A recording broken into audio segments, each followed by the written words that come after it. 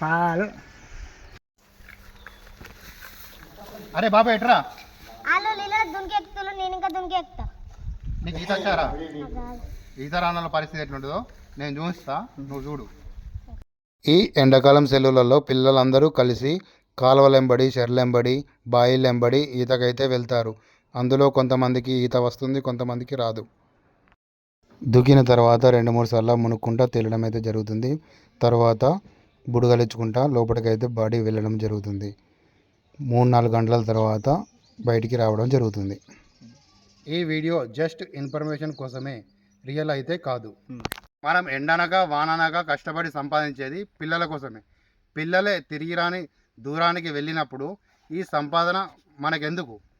వీలైతే మీ పిల్లల్ని వెంట తీసుకువెళ్ళి ఈత నేర్పే ప్రయత్నం చేయండి. ఇలాంటి మంచి వీడియోల కోసం లైక్ కొట్టండి, షేర్ చేయండి, ఫాలో కొట్టండి. మీ పిల్లలైతే సమ్మర్లో జాగ్రత్త.